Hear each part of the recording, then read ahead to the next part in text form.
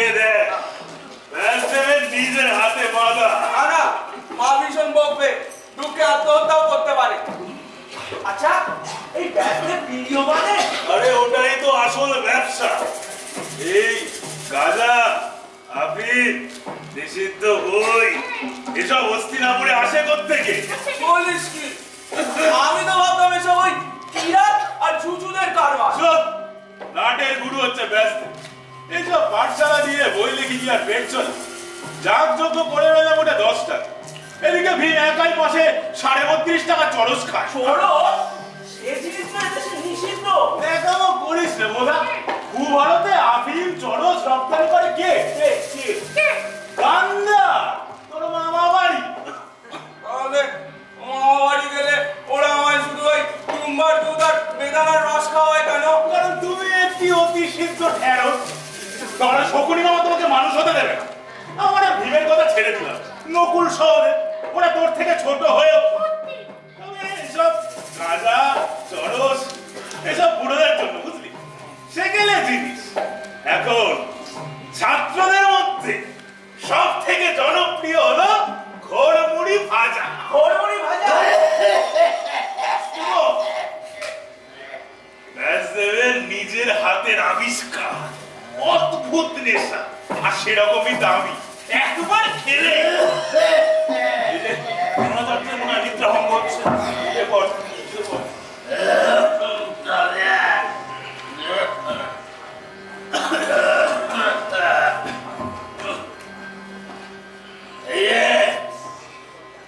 পুরো কুলাঙ্গার সুযোধন ধর্মের বিভীষিকা যুধিষ্ঠির আর পবনের 50 ভীম, ওরা মাইনে এনেছ?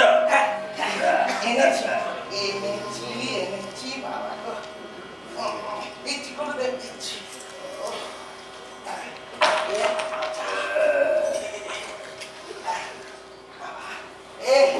এই নিন গুরুদেব। মা সকলেরটা একসাথে মিটিয়ে দিতে বলেছিলাম। সাধু সাধু, তোমার মায়ের জবাব নেই। গুরুদেব, আমার পাওনাটা। তোমার আবার কিসের পাওনা বাবা? সে কি, আপনি দুমদুইপুরের মেলায় গেলেন, গেলাম, দুটো ফুচকা খেলেন, দুটো পাঁপড় ভাজা খেলেন, দুটো পাটাও কিনলেন, সব মিলিয়ে গিয়ে ধার হয়েছিল 52 টাকা মতো। এখন সুদে আসলে গিয়ে দাঁড়ায় 63 টাকা 3 আনা। আপনি 63 দিন। এত টাকা সুদ? আমি দরিদ্র শিক্ষক বাবা, এত কোথায় পাবো? বেশ, তাহলে আপনি ওই মূলের 52 টাকাই দিন, আর সুদের বদলে আপনার স্বর্গবাস আর পুণ্যের 1/3 আমার গেল। বেশ, তাই নাও। আজকাল তোমার বাবার কল আর বাতাসে পড়ে না। সে বাতাসও কি আর রেখেছে? প্রবল দেব বুড়ো হয়েছে, সারা গায়ে পাক। আর ধর্ম তো যুধিষ্ঠিরের জন্মের পর থেকে মারামারি না। আশীর্বাদ। সবই ভাগ্য বুঝলে, সবই ভাগ্য। চলো এবার একটু অস্ত্র চর্চা হয়ে যাক। অর্জুন কই? অর্জুন সকালবেলায় ঘুম থেকে ওঠার পর হাতে গান্ডিব তুলে নিয়েছে। তোমাদেরকে না বলেছিলাম সে যেন খবরদারি লোকালের মধ্যে এরকম বিপজ্জনক কাজ না করে? তোমরা ছেলে কি করতে? হাত থেকে ধনুকটা কেড়ে নিতে পারলে না? আরে সে কি আর আমাদের কথা শুনে?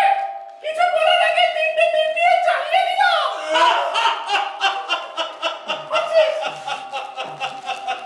প্রথম দিকটা গিয়ে ধৃতরাষ্ট্রের মাথায়। সেই থেকে যেটা তোকে সর্ষে ফুল দেখছে আর ভাবছে দৃষ্টি বুঝে ফিরে এলো, মাথার গন্ডগোল হচ্ছে। দ্বিতীয় দিকটা লেগে বিদুনের পোশাকটা করে পঞ্চত্ব পেয়েছে। মাতা কুন্তি 3জন কনৌজ ব্রাহ্মণকে ভোজন করাচ্ছিলেন। তৃতীয় দিকটা গিয়ে তাদের পেট পুড়ে ব্রহ্মহত্যা মাঝে খেলি। এই ছেলেকে তো দায়িত্ব না করে উপায় নেই। চিন্তা করার কিছু নেই। কাঠ পক্ষে বের হওয়ার আগে আমি আর পিতামহ ভীষ্ম দুজনে মিলে 3টে লাশ গায়েব করে দিয়েছি। তা সেই অপকর্ম কর্ণধানু কি সে কই? ওই তো আপনার পিছনে।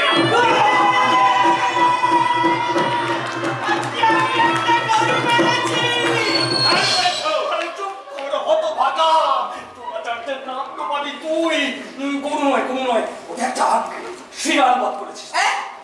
গায়ের রং সাদা, সিং আছে, বাঁধ আছে, দুধ দিত রোজ, এসব শিয়ালেরও হয়? আরে প্রাণায়াম করলে হয়। শোন, তোর একটা ভালো খবর আছে। বলরাম তোকে তার শিষ্য করে নিতে চেয়েছে, বুঝলি? তোর এই দুটো হাতি সমান চলে কিনা, আজ থেকে তুই ধনুক ছেড়ে কথা ধরবি।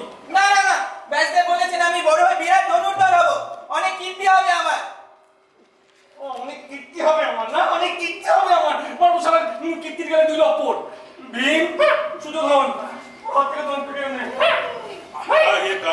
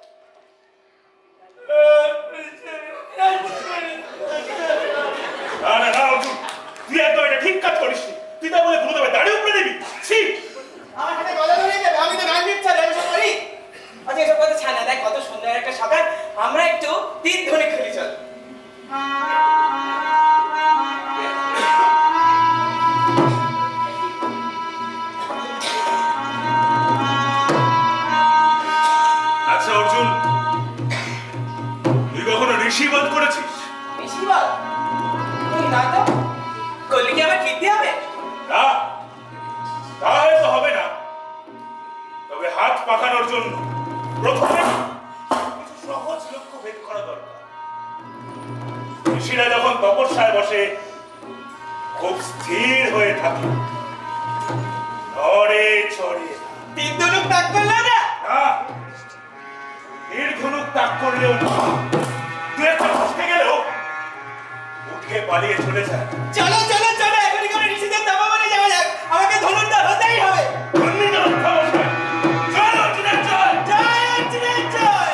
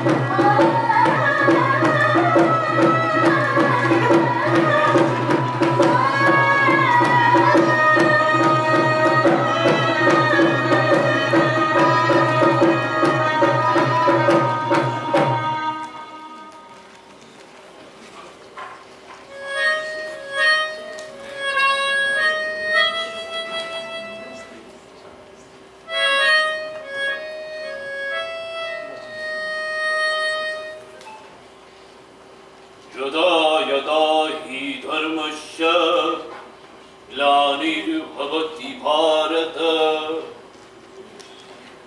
अधर्मस्य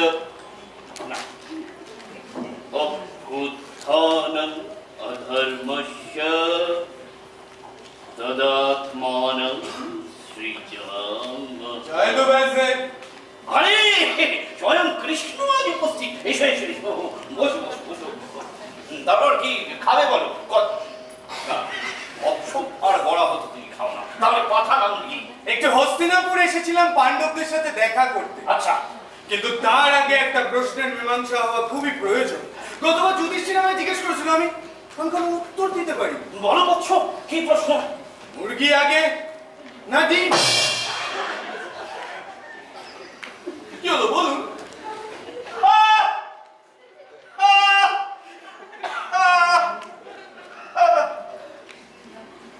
এই প্রশ্নটাই আমাকে বিভিন্ন স্থানে বিভিন্ন কালে সবাই করে থাকে।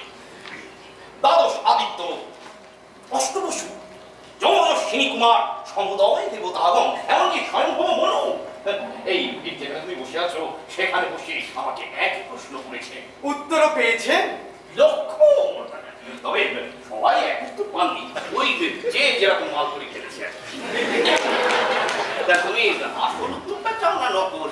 মাসে মাসে আমার যে টাকাটা আপনার জ্ঞাতস্থ হয় সেটা আসল না নকল? ঠিক ঠিক ঠিক, তথাস্তু। তাহলে আসল উত্তরটাই দিই। আসলে হয়েছে কি, সময় হলো অনন্ত, আর সেই অনন্তকাল ধরেই মুরগির পরে ডিম, আর ডিমের পরে মুরগি হয়ে চলেছে। শুধু তাই নয়, এই বিশ্ব ব্রহ্মাণ্ড একটি কুকুরের ডিমের মধ্যে আবদ্ধ, আর সেইখানে বসেই একটি মহামুরগি তাতে মহানন্দে তা দিচ্ছে। সর্বনাশ! আর সেটি ফুটে গেলে প্রলয়! কিন্তু তার ক্ষেত্রে তোমার আমার বিপদের কোনো আশঙ্কা নেই। শুধু কি তাই, এই মহাবিশ্বের মহামুরগি আর কত কত ডিম পেলে রেখেছে তার কোনো ইয়ত্তা আছে। আর সেই মহাবিশ্ব আরেকটি মহাতি মহাডিম্বের মধ্যে আবদ্ধ, যাকে তা দিচ্ছে আরেকটি মহাতি মহামুরগি। অর্থাৎ সেই মহাতি মহামুরগির ওপরে রয়েছে আরো এক মহাতি মহাতি মহামুরগি। এই তো জল হয়ে গেছে। হ্যাঁ। এই মুরগি আর ডিমের পরম্পরা শেষ কোথায় জানো? কোথায়? যাহাই বৃহৎ তাহাই ক্ষুদ্র। সবচেয়ে বড় যে মহামুরগি সে রয়েছে সবচেয়ে ছোট যে মুরগি তার সর্বকনিষ্ঠ ডিমের মধ্যে। অর্থাৎ এর কোনো শেষ নেই। ওর দড়ির মতো এই মুড়োর সাথে ও কোনো বাধা। বুঝো, সবাই সবার উদর। এই গুপ্তবিদ্যা আমি লিখে রেখেছি আমার উপনিষদ। কেমন লাগে? অতি উপাদে মদকারও ক্ষুধাবর্ধক উপনিষদ হবে। শুনতে শুনতে এমন বিদায় খিদে আগে কখনো পাইনি। মুরগি হস্ত হবে। মুরগির মাংসের পুর দেওয়া ডিমের ঝোল হচ্ছে রাত্রে। তোমার বায়না করা পুরাণের তাগাদা করতে এসেছো? না, ওসব নিয়ে আমার বিশেষ কোনো চিন্তা নেই, কিন্তু তাতে মুরগি মেশাচ্ছেন না তো? পাগল! টাকা যেমন ঢেলেছ মালও তেমন পাবে বাবা। এমন পুরাণ কেউ কোথাও দেখেনি। কৃষ্ণ কৃষ্ণ এই ভাগবত পুরাণ প্রকাশের পর কৃষ্ণ কৃষ্ণ ভারতে তোমার চেয়ে বড় দেবতা আর কেউ থাকবে না। কৃষ্ণ কৃষ্ণ ঘরে ঘরে পূজা হবে তোমার। হাজার বছর পরেও মেয়েরা তোমার নামে উপবাস করবে। মেয়েরা উপবাস? বিকেলে ঘন্টা ঘন্টা লুচি খাবে। কৃষ্ণ কৃষ্ণ কৃষ্ণ কৃষ্ণ কৃষ্ণ কৃষ্ণ কৃষ্ণ জোয়ান লোকেরা উন্মাদ হয়ে আনন্দাশ্রু বর্ষণ করবে।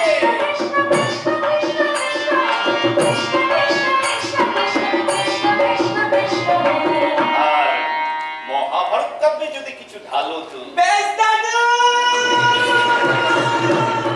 আজকে আমি একটা ঋষি পেয়েছি। তুই এখানে কখন এলি? ঋষিবত কেন? ঋষি মেরে মেরে হাত পাকাচ্ছি, ধনুর্ধর হতে হবে না? বাহ, তোরা এখানে ঋষি মেরে হাত পাকাস? বেড়ে কিন্তু ব্যাপারটা জানিস তো, আমাদের ওখানে ঋষির বড় অভাব, তাই আমরা বুড়ো আর খঞ্জদের মেরে গায়ে করি। এই বাবা ঘন্টা লাগাও। এই বাবা অসুস্থ লেগেছে।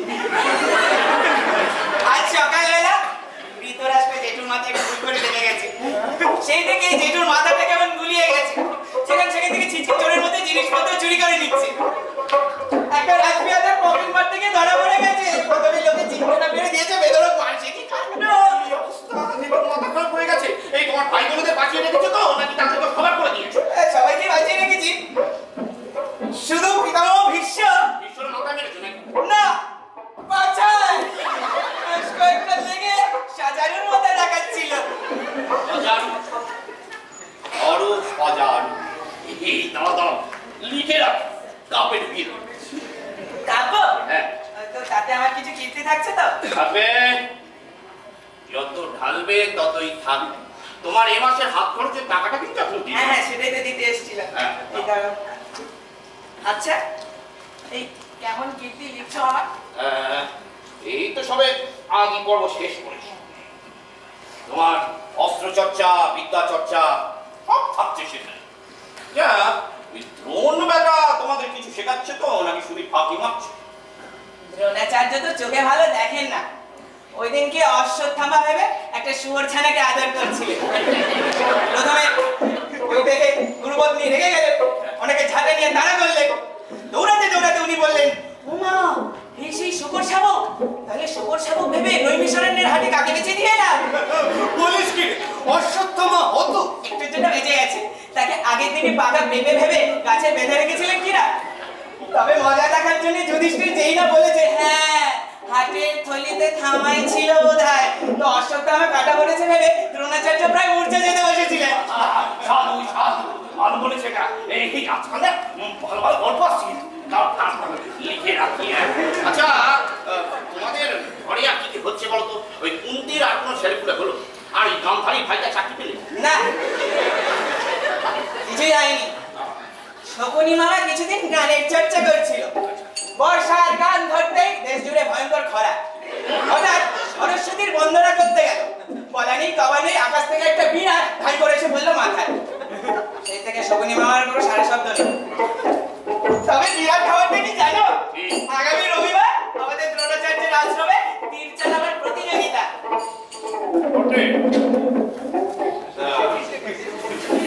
তোমাকেও অংশ নিতে হচ্ছে?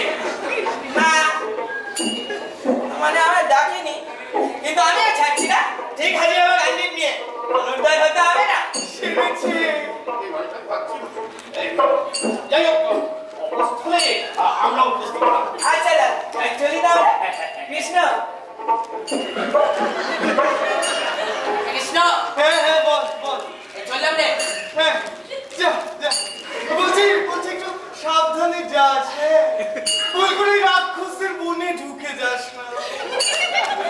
এসো তোমার জয় হোক। শুধু যাওয়ার আগে একটু মুড়ি ভাজা খেয়ে যাও। ঘুরঘুরি ভাজা আমার ভীষণ ভালো লাগে খেতে, কিন্তু আপনি কিছুতেই বলেন না এটা কি দিয়ে বানানো। জেনে কি হবে কি দিয়ে বানানো, আগে খাও। না না না, আপনাকে আজকে বলতেই হবে, বলুন না। পয়সা করি ঢালে যে ভরবে মালে মালে সে, পয়সা করি ঢালে যে ভরবে মালে মালে সে, চতুর্দিকে ভরা বেতার নাম। বেদব্যাসের বাকি মহাভারত সাক্ষী, নতুন হবে ধনুর ধর সঙ্গে বন্ধুবান, নতুন হবে ধনুর ধর সঙ্গে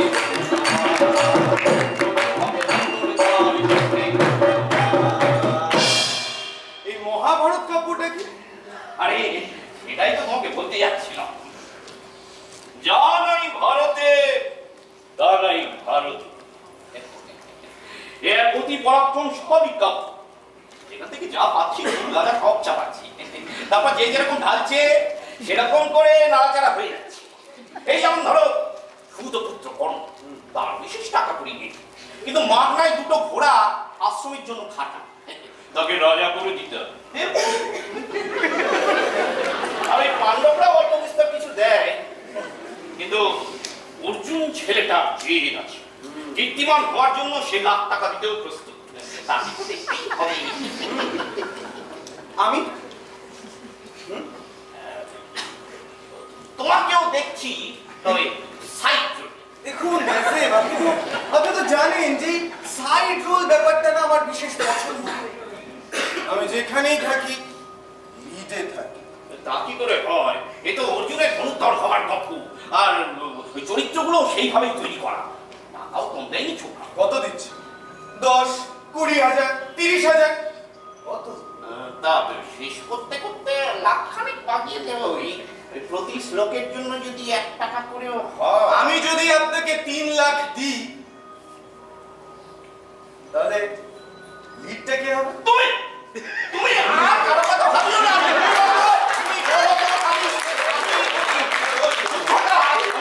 কোড়বার পাঞ্চ চোড়বার পাণ্ডবদের মধ্যে না লাগিয়ে যাদবর পাঞ্চাদের মধ্যে লাগিয়েছে। তুমি চালাবে না, ওসব ধনুর্ধর হওয়ার আমার বিন্দুমাত্র ইচ্ছে নেই। ওই ছেলে মানুষই অর্জুনের জন্যই থাকে। আপনি বরঞ্চ আমার জন্য একটা নতুন কিছু ভাবুন। গোবিন্দ গোবিন্দ গোবিন্দ গোবিন্দ গোবিন্দ গোবিন্দ গোবিন্দ গোবিন্দ গোবিন্দ গোবিন্দ গোবিন্দ গোবিন্দ গোবিন্দ এমন একটা অস্ত্র দিন যা আগে কেউ কখনো দেখে। এমন একটা চরিত্র দিন যা সবার চেয়ে জ্ঞানী, সবার চেয়ে বীর, অথচ সবার চেয়ে আলাদা। সবার চেয়ে জ্ঞানী, সবার চেয়ে বীর, সে তো ভগবান। তবে তাহলে তো ভাগবত পুরাণের গল্পটাই এগোনো যেতে পারে। আচ্ছা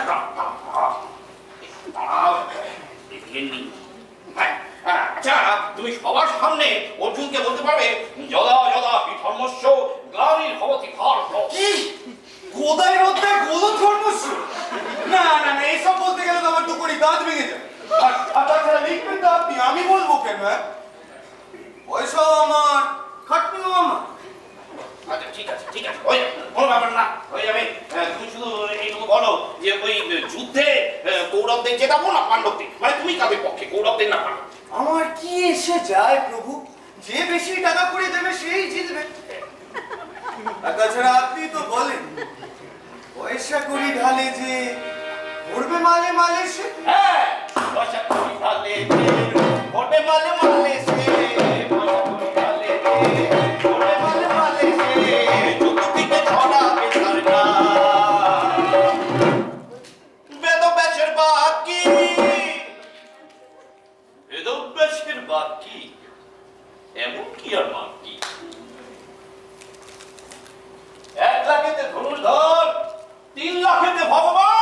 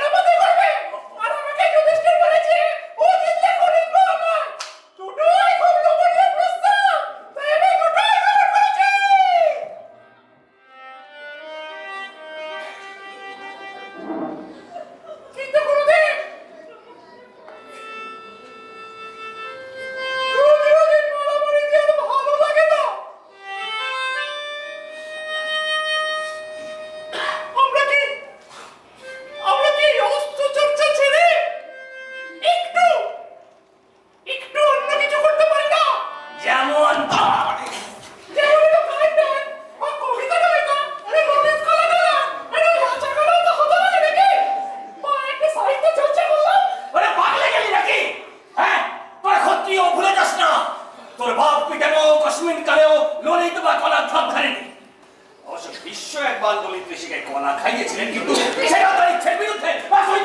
কিন্তু গুরুদেব, আমিও যে বলা হয় মুস্কা খুঁটে দিতে চাই।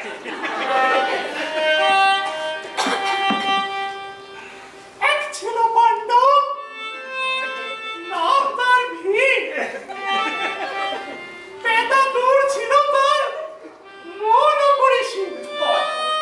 প্রভাতে কোকিল পাড়া, কাকলি যে গায়, বিকেলে কি সেই হাতে গদা নিতে চায়। অবশেষে অস্ত্র ফেলে কহে সকলে ডাকে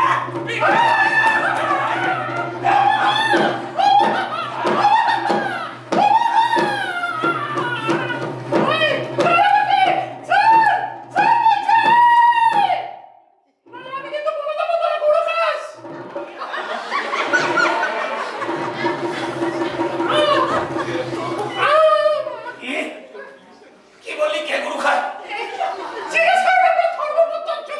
ধর্মপুত্র যথেষ্ট কর। আয় যুধিষ্ঠির!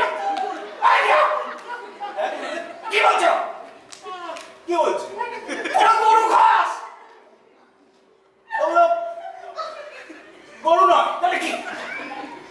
পতিত গোব্যাঘ্র। পতিত গোব্যাঘ্র কি অবস্থা বলছিস, ঠিক করে বল। আরে গরুকে যদি আপনি গরুর মাংস আর ভেনো মদ খাইয়ে বড় করেন, তাহলে তারা ধর্ম তো আর গরু থাকে, অতীত হয়ে গোবাগ হয়ে যায়।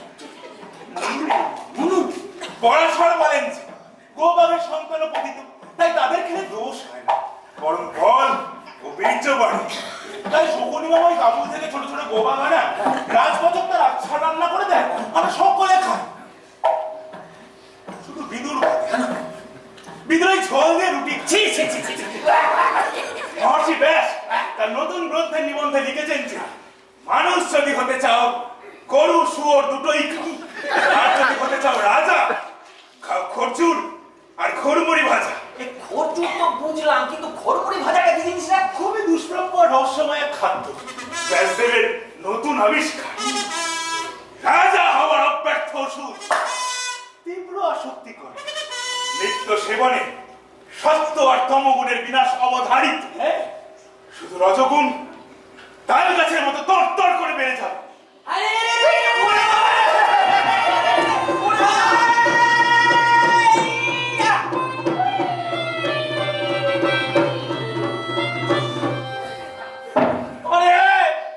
এটা কি করলি আজকে? কে তোর হাতে তিন তরুণ দিয়েছে? কোন গর্ধ?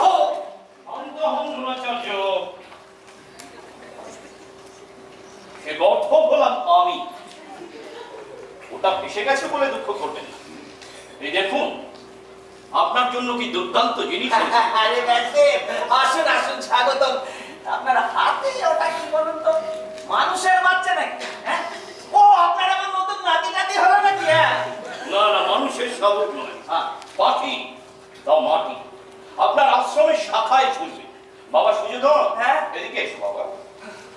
এই এই নাও। এটা ওইখানে ঝুলিয়ে না। ওই কাজটা। হ্যাঁ, সাবধানে লাগাস। এই মাটির পাখি গাছের শাখা থেকে ঝুলবে, সে ধরে ভয় বুঝি না, আপনার তীর ধনুকের প্রতিযোগিতার লক্ষ্য। পাখির চোখে তীর লাগতে পারলেই তবে ব্যাপারটা কি জানেন, অর্জুনের হাতে তীর্ধনু খুব একটা ভালো লক্ষণ নয়। হ্যাঁ, তার থেকে যদি এই প্রতিযোগিতায় ভীম, সুযোধন আর আমাদের ধর্মপুত্র যুধিষ্ঠির অংশগ্রহণ করে, তাহলে সেটাই মঙ্গলজনক। ওরা পাখির চোখে না হোক, পায়ে কিংবা পাছায় ঠিক লাগিয়ে দেবে। হ্যাঁ, আপনি বলেন তো ওরা কাছেও কাটবে না। ভীম একবার রাক্ষসদের সঙ্গে যুদ্ধ করতে গিয়েছিল। সেইখানে গিয়ে সে প্রথম রাক্ষসটাকে দেখে অনেকগুলো তীর মারলো, একটাও লাগলো না। সেই দেখে রেগে গিয়ে সে রাক্ষসটাকে ধরে কাঠটা মেরে মেরে বধ করলো। তারপর বাকি রাক্ষসগুলো ভয়ে কাঁপতে কাঁপতে গিয়ে ভীমের লক্ষ্যভ্রষ্ট তীরগুলোকে তুলে নিয়ে বুকে বিধিয়ে বিধিয়ে আত্মহত্যা করতে লাগলো। একটাও দিন নষ্ট হয়নি। হ্যাঁ, বেঁচে থাকে কখনো। সাবাস! এই জন্য ভীমের তীর সবচেয়ে নতুন থাকে। লোকে বলে ওটা নাকি পিঠ চুলকোনোর কাজে লাগে। এই তো সুযোধন এসে উপস্থিত হয়েছে। দ্রোণাচার্যের অনুমতি পেলে প্রতিযোগিতার আয়োজন করি। হ্যাঁ, উত্তম প্রস্তাব, উত্তম প্রস্তাব। শুরু করো, শুরু করো।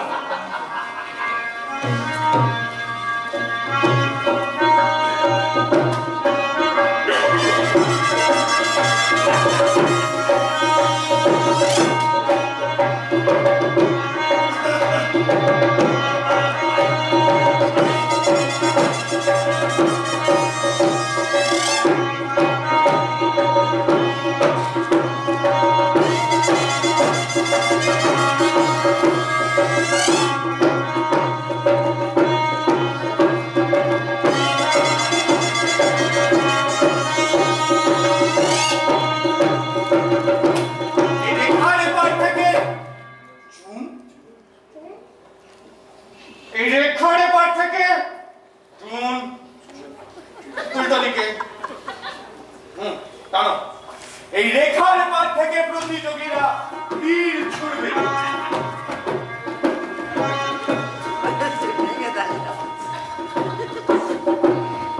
বয়ক্রম অনুসারে প্রথমে যুধিষ্ঠির, তারপর সুযোধন, ভীম ও শেষে অর্জুন।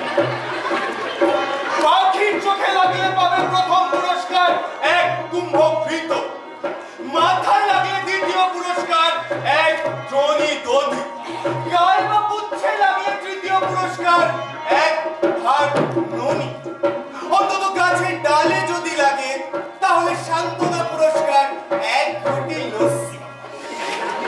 একটা রাজা হলে কি হয়, মন পড়ে আছে গল্প।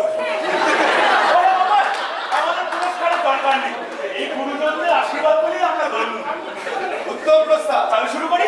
শুরু করা হোক।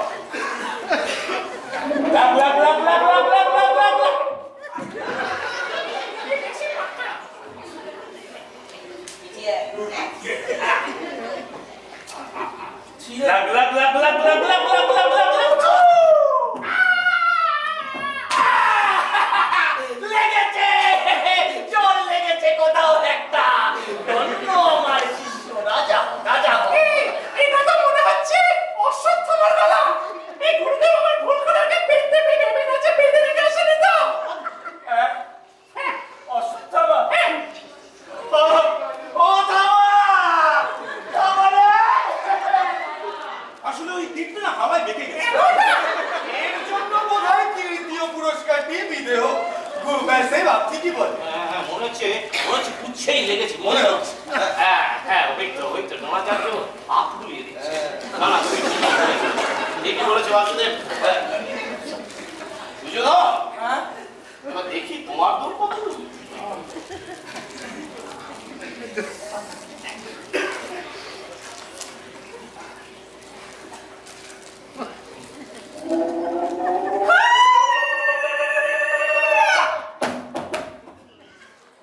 আমি যা দেখছি আপনিও কি তাই দেখছেন ব্যাসে? আমি যেন দেখতে পাচ্ছি গাছের চতুর্থ ডাল থেকে একটা ধেড়ে বানর, হ্যাঁ লাল মুখ কপি, কোনো সন্দেহ নেই। তীরটা ধরে মট করে ভেঙে দিল। আবার কেমন কি অপভঙ্গি করছে। দুর্যোধন, তুমি কিন্তু ফোনের মধ্যে কোনোদিন একা যেতে।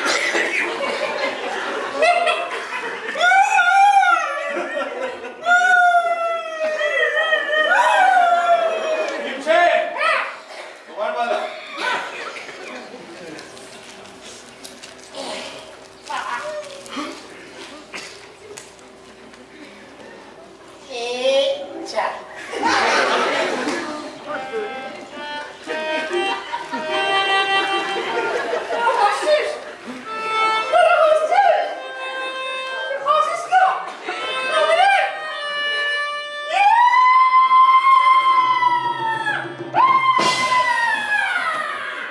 যাচ্ছে যাচ্ছে, হ্যাঁ যাচ্ছে। ও বাবা, এই যে একটা গাছ ফেলেছে না, দুটো, তিনটে, চারটে, পাঁচটা।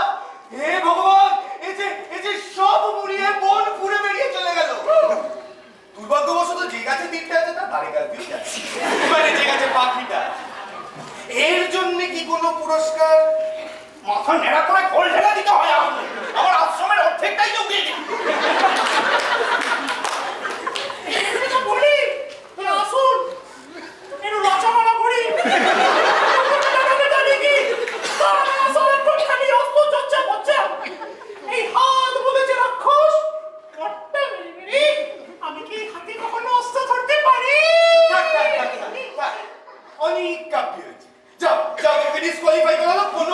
নেই, যাও কুলুপ দিয়ে ঠাকুরকে যাও যাও।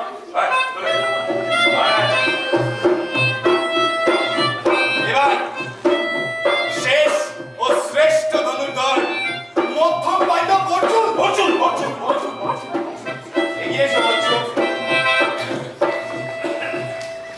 ডান হাতে চালাবো না বা হাতে? বেড়ে বলেছে সব বসেছি, তোমার তো দু হাতই সমানে চলে, তা আমরা কি চালাবো? প্রতিযোগিতা একটা মঙ্গলদায়ক ব্যাপার। এবার ভালো করে চেয়ে দেখো তো, তুমি কি দেখতে পাচ্ছ? পুরের মধ্যে একটা গাছ। আমার দৃষ্টি শুধু লক্ষ্যের উপর থাকে, কোন আমি দেখছি না।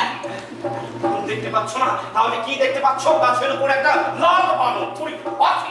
কোথায় পাখি? আমি শুধু দেখতে পাচ্ছি ফার্স্ট প্রাইজ। অর্জুন অর্জুন অর্জুন অর্জুন পরের লক্ষণ, গাছও দেখতে পাচ্ছ না, পাখিও দেখতে পাচ্ছ না, তাহলে কি দেখছো পাচ্ছ? আমি শুধু দেখছি একটা চোখ, পলক পড়ছে না, নড়ছে বা চলছে না, শুধু আমার দিকে তাকিয়ে বলছে ফার্স্ট প্রাইজ। মারো অর্জুন, মারো!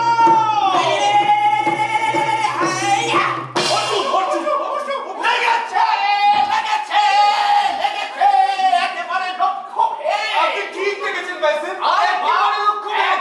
একদম, আর আমিও দেখতে পাচ্ছি ওই ঠিক চোখেই লেগেছে। শাবাশ, বলো জয়, জয় অর্জুনের জয়। জয় অর্জুনের জয়। এখানে একটা লোচা আছে। লোচা? হ্যাঁ, চোখটা বলো দ্রোণাচার্য।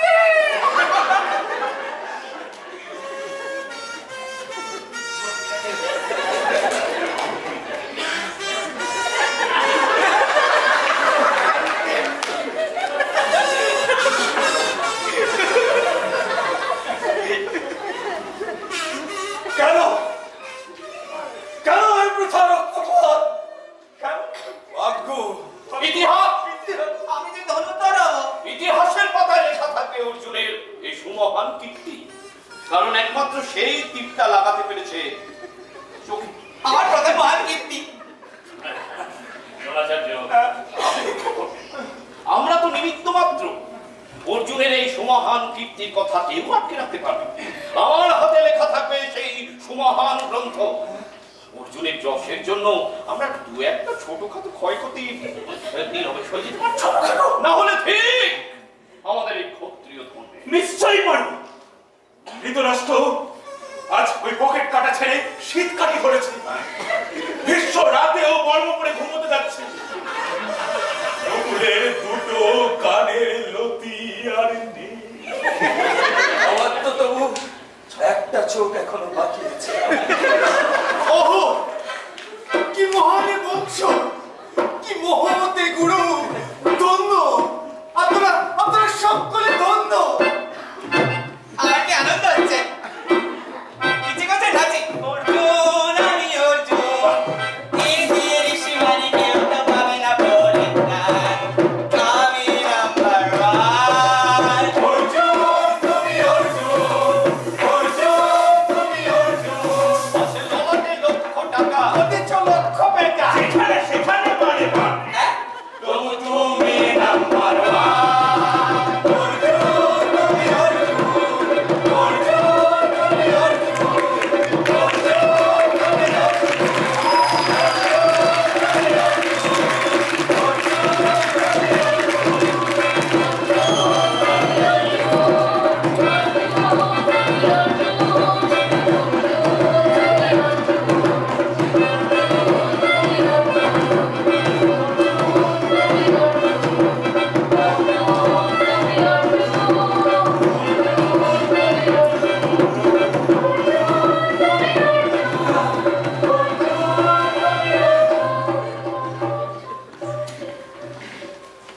এই অর্জুন, তারপর তারপর তারপর আবার কি? গণেশকে গাঁজা ধরিয়ে দিল। সন্ধে হলেই বেটা ঘুরতে ঘুরতে আমার পেছনে এসে পড়ে। দেখতে দেখতে গ্যাটের টাকা গুলো গেল 20। তারপর সে কেঁদে পড়ে কি বললো জানো? কি বললো, টাকা তো গেল ঘুরিয়ে, এখন নেশা করবো কিসে? আমি বললাম, খেটে খা। তাই সে এখন তোমার পুঁথি নকল করে। বুঝতে বুঝতে ওই সারা পৃথিবী থেকে বাইরে আসবে তো।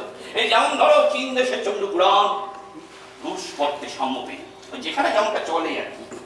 গত 3 বছরে আমার সম্পাদিত চতুর্বেদ আর পুরাণের কতগুলো সংস্করণ বেরিয়েছে বলতো? 16টা। ধীরে ধীরে রচনাবলী খন্ডে খন্ডে বেরোবে, তার জন্য গ্রাহক নিচ্ছি। কিন্তু গণেশ ব্যাটাটা বড় চালাক। চলতে লেখে বুঝি? চার হাতে 4টে ভাগে কলম আর সুরে দোয়া। কিন্তু আসল চালাকিটা অন্য জায়গায়। তাকে সারাদিন ওই গাঁজার গুলি দিয়ে যেত। গুলি পুরোলে গুলো পুরো, তার সাপ কথা। আরে বাবা জীবন রায় এসে গেছো। এসে বসো। এই দুজনকে আনবি? না না, ও তো বাড়িতে ধুমনা কোলে বসে লসাগু আর গোসাগুর অঙ্ক করছে। মনে হয় গণিতে তর্কালঙ্কার হতে চায় কি না? আর তোমরা? আমি শর্টকাট নিয়েছি। সকাল সকাল লঙ্কার তড়কা আর কচুরি সাটি পেটটাকে একটু ছাঁকিয়ে দিয়ে বেরিয়ে পড়েছি। বাহ, সাধু সাধু। বসো বসো। তোমাদের কেন ডেকেছি তাহলে বলি। গান্ধারী তার পুত্রদের আমার কাছে আসতে দেয় না, সে নিজেও আমার কাছে আসে না। বলে নাকি আমার গায়ে গন্ধ। দুর্যোধনকে অনেক চেষ্টা করে আমি চন্দু আর গাজা ধরাতে পারলাম না। বেটা এমন অপদার্থ হয়েছে যে ওই দুধ ছাড়া কোনো তরুণী নাকি সে খায় না। পরিবার থেকে আমার এতটুকু অর্থাবন নেই, এই অবহেলার মূল্য ওদের দিতেই হবে। শুনেছি মহাকাব্যে নাকি আপনি ওদের নাম পর্যন্ত পাল্টে দিয়েছেন। হ্যাঁ, তা করেছি কিছু কিছু। ওই ধৃতরাষ্ট্রের নাম পাল্টে করেছিলাম চোদ্দারাজ, কিন্তু অর্জুন তাতে বাধা দিল। যাই হোক, মহাভারত কাব্যের জন্য অতীতে তোমরা যেরকম মুক্ত হস্তে দান করেছো, ভবিষ্যতে করতে থেকো। এই গ্রন্থ প্রকাশিত হলে নাম হবে তোমাদের, ভারতবর্ষ জুড়ে জয় জয়কার হবে। অর্জুন, তোমার খ্যাতি হবে অদ্বিতীয় ধামুকি নামে। তুমি মাঝে মাঝে গান্ডীবে টঙ্কার দিতে থেকো, কিন্তু দেখো আমার আশ্রমের আশেপাশে আবার ইচ্ছা নেই।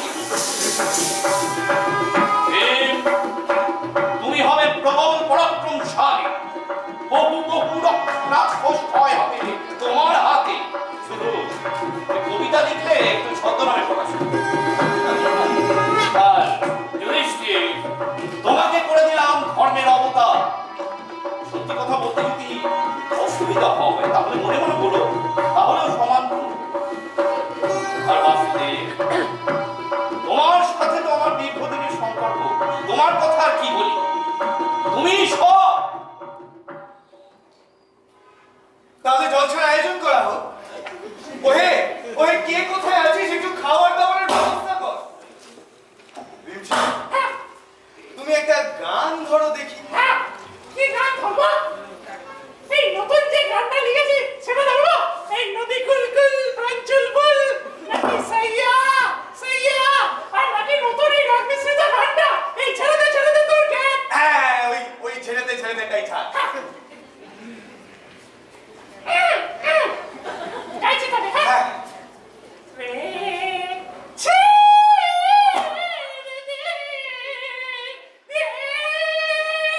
এই যুধিষ্ঠির, তোরা এই চানাচুর নাকি খাচ্ছিস? দে তো আমায় একটু দে। দে। চানাচুর নয়, গড়মুড়ি ভাজা। ও, তাহলে এই সেই ঘুরমুড়ি ভাজা। এটা কোথা থেকে পেলেন আপনি?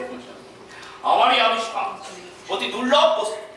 গ্রীষ্মকালে কয়েকদিনের জন্য ওঠে, ওই জঙ্গলের দস্যুরা গায়ে গায়ে গিয়ে উপাদানটা সংগ্রহ করে আনি, তবে হয়। বেড়ে খেতে বলছি, এ খেলে রাজা হয়? হ্যাঁ, এটা কি দিয়ে বানানো? গড়মুড়ি অর্থাৎ গড়মুড়ি মানে ঘামাচি। গরমের সময় চাষাভূষর ভিলদের গায়ে যে বড় বড় ঘামাচি থাকে, সেগুলো তারা খুঁটে খুঁটে জমিয়ে রাখে। তারপর নুন, লঙ্কা, আদা বাটা, খরচুরের রস দিয়ে ভাজা করে দিতে হয়, তবেই হয়।